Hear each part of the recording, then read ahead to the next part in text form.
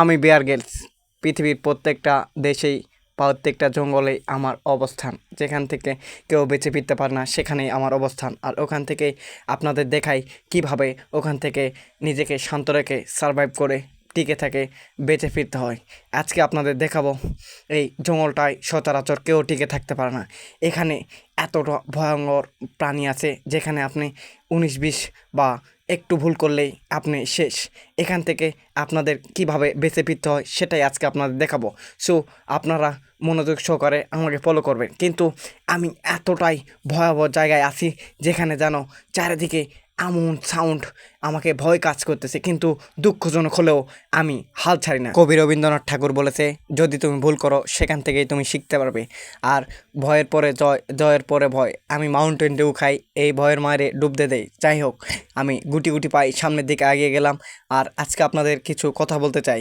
আমি বলি, সবাই সঙ্গ দিবেন না, সবার আশা করবেন না। আপনি নিজে একা থেকেও অনেক কিছু করা যায়, কিন্তু আমার দুঃখটা কোথায়, আমি যাকে ভালোবাসি সে আমাকে অবহেলা করে। কিন্তু অবহেলাকে কাজে লাগিয়ে একদিন বড় কিছু করা যায়, কিন্তু ব্যর্থতার পরে সফলতা। যদি ব্যর্থতায় না আসে জীবনে কখনো সফলতা আসবে না। কিন্তু আমি এই জঙ্গলটায় কিছু মানুষের কথা মনে করতেছি। অবশেষে খানিকটা পথ পাড়িয়ে দিয়ে আসে আমি অত্যন্ত ক্লান্ত এবং আনন্দিত। সামনে এক জলাশয় দেখে আমার প্রাণটা ফিরে পেল। আমি এখানে নামবো, এমন ক্লান্ত। আমি একটু আমার চোখ মুখটায় পানি দিয়ে চোখ মুখটা একটু ক্লিয়ার করব। আর আর আপনাদের একটা স্টোরি বলবো, আমার বাস্তব অভিজ্ঞতা থেকে একটা স্টোরি বলবো। আর আমি খাবার খুঁজবো। সো আপনারা ভিডিওটা টানবেন না, দেখুন এখান থেকে কিছু শিকার আছে। তো গাইস, ফলো মি। আর আমি খাবার খুঁজি, খাবারের খোঁজে আমি আমার একটা স্টোরি বলি, শুনে। জীবনে যেটাই করেন লক্ষ্য ঠিক রাখেন।